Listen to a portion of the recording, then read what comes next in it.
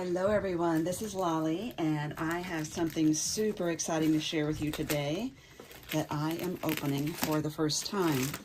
Now this is the Sizzix Switch, which is a new die cutting machine, an electric die cutting machine, not to be confused with a Cricut or a Cameo, which are not die cutting machines. Those are digital cutting machines. They cut digital images, not dies. You'll notice there's also protective film across here, which I will take off camera. Now, I want to show you more about it and explain more about it. I heard about this switch. I got immediately excited and reached out to the company asking them about plate warping. They decided to send me one so that I can keep testing it myself. That is why I wanted it, was because of the history of plate warping on my Gemini, the full-size Gemini. My full-size Gemini, I call it eating cutting plates. It eats them. I've done all the tips and the tricks, which most of the videos, like 90% of the videos on YouTube for preventing plate warping on the Gemini are for the Gemini Junior. They do not work the same for the Gemini Senior. So I will save a Gemini review for a different video because I want to focus on the switch. So what comes with this? Obviously you get the switch, and the bundles are all different. All of them will come with your sandwich configurations. So you have the base plate, which is for embossing, etc. You have an A plate, which is for cutting, and you have two clear cutting plates. You also are going to have the instructions. Please do not lose these. You're going to want to hang on to those. Plus the photos are on the individual plates, platforms as well. Mine also came with 3 die sets and a 3D embossing folder because every bundle is different. This is what my bundle came with. All right, the dimensions on this, it's about 15 inches wide. So you know how much room it's going to take on your table. It is 6.5 inches deep. And it is 5 5/8 inch tall going this way. It weighs, I weighed it on my scale, so obviously these are going to be different depending on who's weighing it on what scale. Mine weighed in at 12.6 pounds. As a comparison, my Gemini was 14.6 pounds. So 2 pounds heavier on the Gemini. This comes in white, black, and cherry, which is a really pretty pink color. And it also comes in a peach color. I don't know what the actual word for it is, but that seems to be exclusive to Hobby Lobby alone. I love that this is white, and I love that the surfaces are flat and flat and flat and very sleek because I'm planning on decorating this top to match my craft room, which is pink, lavender, and turquoise. So that's going to be great. So what is different about this switch? Why did I want the switch? First of all, the name. I love the name because to me it means I'm switching from the Gemini to this. But what it really means is that you don't have to use only the big, huge cutting plates because, you know, these cost more than a small plate. They have sensors throughout the entire thing. It's a 9-inch opening that will tell that you've got a plate in there, and you can use your smaller plates in there, which are more affordable. So if you have smaller, you can even use smaller plates than this. So if you, as long as your thickness of your sandwich or your configuration is the right thickness for your project, you can still use it. It will still sense you have that plate, and it will save your big cutting plates for more bigger projects, like if you have a lot of dies or bigger dies, as opposed to wasting that on your little dies. So that is wonderful. That is why they call it the switch. So the feed also is one touch. So you push the power on and it grabs and pulls it through. You don't have to hold the power button in, you know, or the feed button for it to pull through. It also has an overload sensor. So if you put a sandwich in here too thick, and I've done that. I have a friend who has an electronic die cutting machine, and I fed something too thick through there and it jammed and got stuck. This will reject it. It won't even allow it into the machine. So that is a wonderful thing. I also love that it has this tray here. So I have a platform to be able to feed my sandwich through.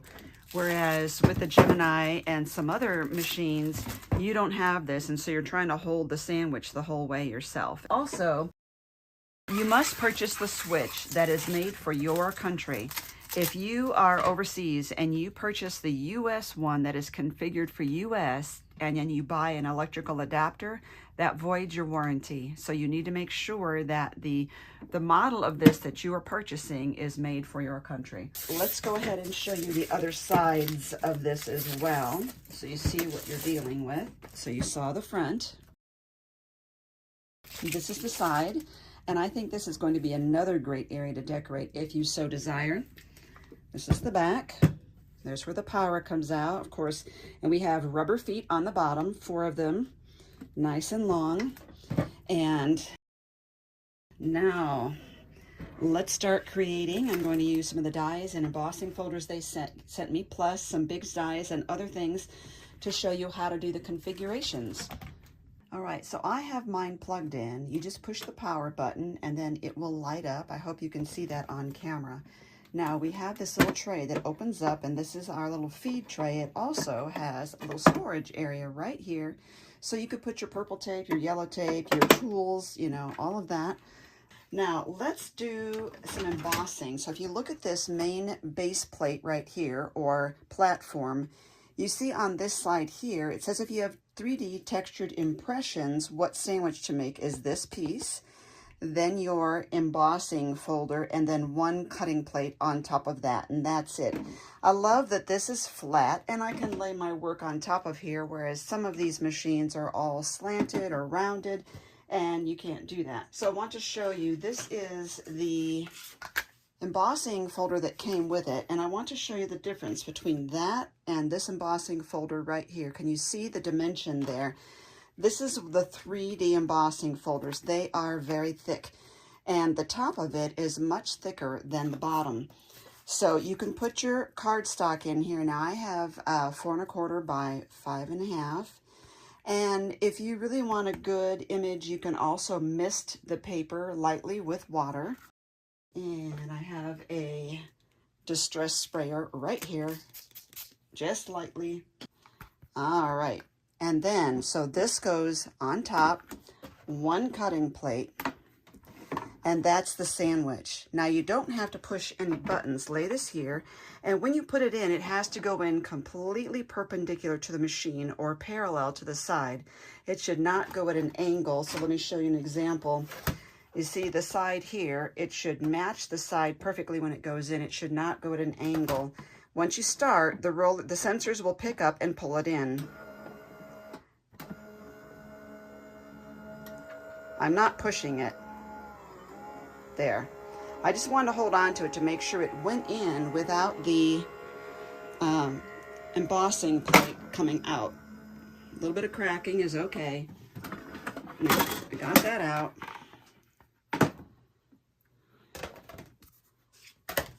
Look at that. Oh my goodness, that is so beautiful.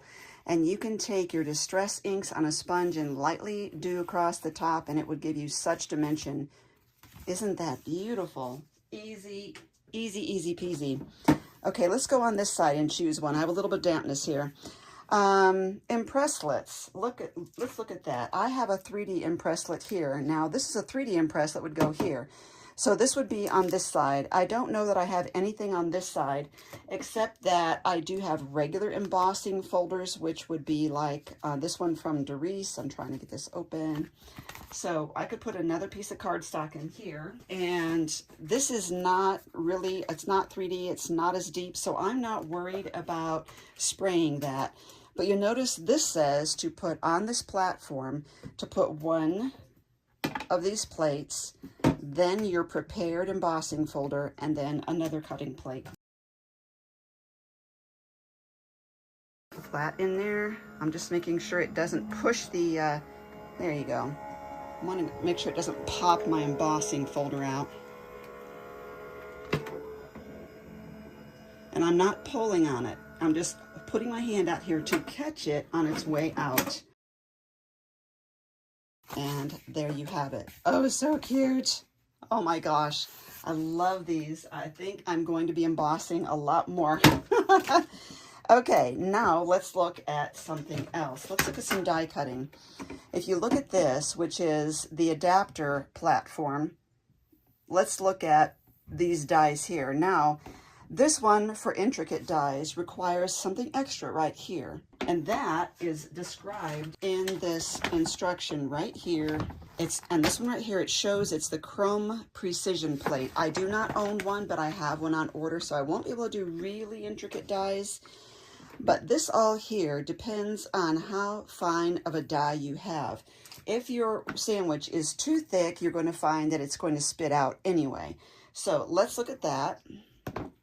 And let's grab this one right here and let's use a cutting plate.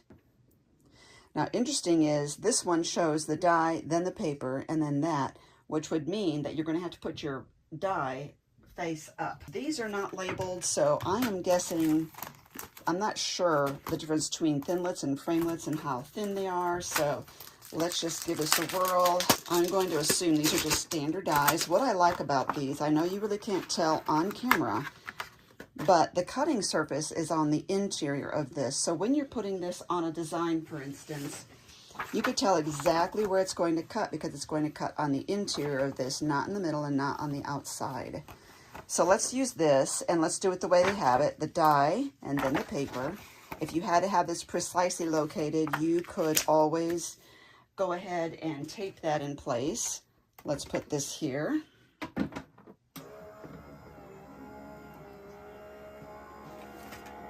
This button here is the reverse button, so if you're having a problem, push this one.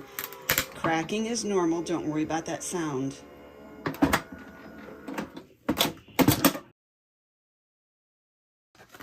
And there is that.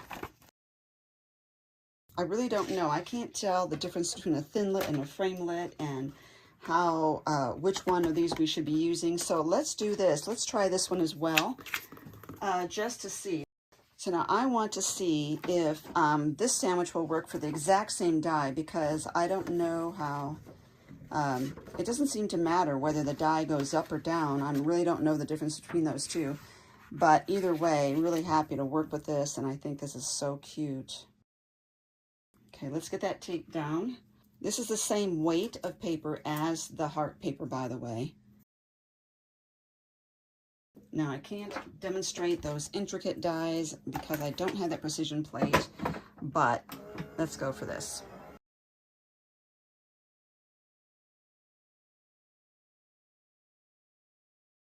Now, although I don't have that precision plate, let's see how well this will do to cut out that more intricate die anyway, even though I don't have that precision plate. So let's give it a shot. A big shot. Let's get some. I like using black cardstock because you can see that so well on camera. I've started carrying this yellow tape in my shop because I've heard wonderful things about it. I have found that I don't get much use out of the purple tape. It just doesn't, it only seems to have one use and then I have to quit. So let's try this. Oh, you know what I should do? Let's take this off of here. I want to show you that it really doesn't matter.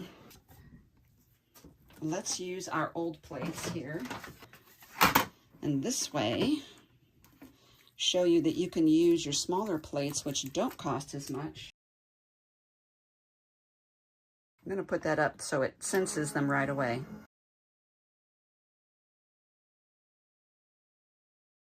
Oh my goodness, the pieces are just falling out. Oh my goodness, and there you have it. So let's just gently move this around. So if you have one of those pokey tools that you use to put push all your die pieces through, that's one of the tools that you could store in the drawer beneath. Look at that, it did really well. Now, I was a content creator for Artonic Studios for a year, and they have many, many intricate dies. Oh, this is beautiful. This is going to be a beautiful card or a bookmark. Oh my goodness.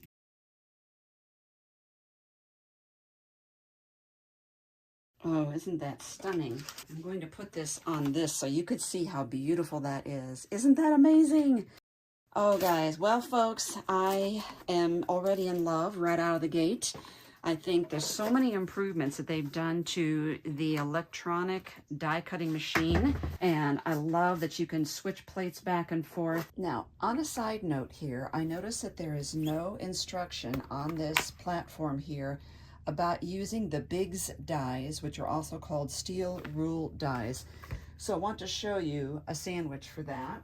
And this is the same as using your Big Shot. So you want to take your steel rules die, and here's an example. Look how thick that is. And it's for cutting thicker materials. So it's like for cutting felt and faux leather and things like that. And so, however, I just wanted to show you, you are not going to use any of these platforms at all. You just want a cutting mat, put your material on there, your steel rule die down onto the material, and then a cutting mat, and put that through your machine. However, this is cardstock. So a couple tips with that is, if you were using thick materials such as faux leather or whatever, you might find that this is too thick, and you can remove the top mat and just put it through like this. But I would put the steel rule die close to the opening so the sensors can pick it up and pull it through. When it gets to the back and it no longer senses this large die in here, at that point it'll be loose in there and you can just pull it out the end. Another tip is that some steel rule dies have part of it cuts and part of it sort of like debosses for a folding mark.